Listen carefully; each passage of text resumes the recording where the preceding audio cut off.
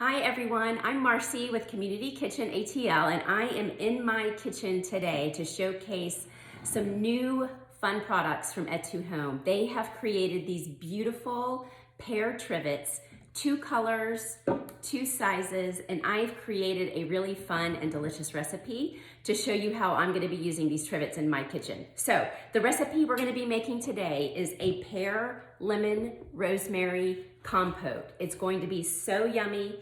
It's got some really delicious spices, winter spices in it.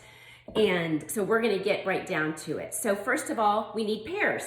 So I've just got some Anjou pears that I am peeling. You need about 2 pounds of pears for this recipe. So depending on how large your pears are, you're gonna need between kind of 5 and 6 of these for your compote. So what you're gonna do is you're gonna peel all of these pears, which I know is a bit of a pain, sorry, but you wanna get that, the skin off of it. And then what we're gonna do is we are going to chop these up. So as you can see, I've got my, my pot. So this is gonna be created and cooked on the stove top. So put everything in your pot. You also need, in addition to your 2 pounds of pears peeled and chopped, you need about 3/4 cup of sugar. I like to use castor sugar in all of my recipes, especially in my compotes and preserves, because it is such a finely ground sugar. It really dissolves and mixes in beautifully with all of your fruit and all of your other yummy stuff. I've also got a little tiny bit of nutmeg, which I'm adding.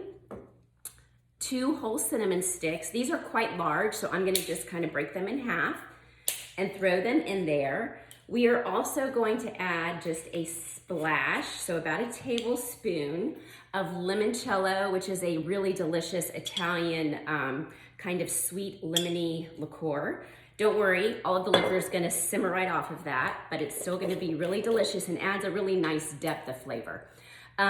The last thing we're gonna add is one of my favorite fruits. This is a Meyer lemon. So what we're gonna do, you're gonna need 2 of these. We're gonna zest them. So you're gonna use, my zester that I'm using is a very fine zester. So I'm gonna go ahead, you wanna zest an entire Meyer lemon. Actually, you need to zest 2 of them. And then we're also going to add the juice of these 2 Meyer lemons. So I've got my little juicer here. Add your Meyer lemon juice. Obviously, I had already added some to my pot before we got started. Also added quite a bit of my pears already. So once we've added all of our ingredients, we're going to mix it all up. And then you're gonna let all of these amazing ingredients do the work for you. You're gonna pop this on your stove top and simmer it away for about 2 hours, depending on how chunky you like your compote. You're also gonna need a potato masher, or you can also use the back of your wooden spoon, because once these start softening up, you're gonna wanna use this to kind of mash them all up and get them to the consistency that you like for your compote. One more thing that we are gonna add to our compote before I put it on the stove top is fresh rosemary. So we're gonna add about 3 sprigs of fresh rosemary to this recipe. Pop them right in there. When everything is finished simmering on the stove top, you're gonna take out those cinnamon sticks and also these rosemary sprigs that we've just added.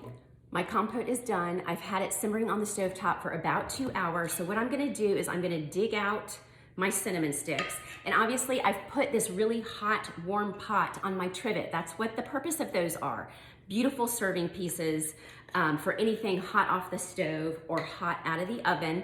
So in addition to taking out all of my cinnamon sticks, I'm also gonna take out my rosemary sprigs, which have basically kind of simmered down to just about nothing.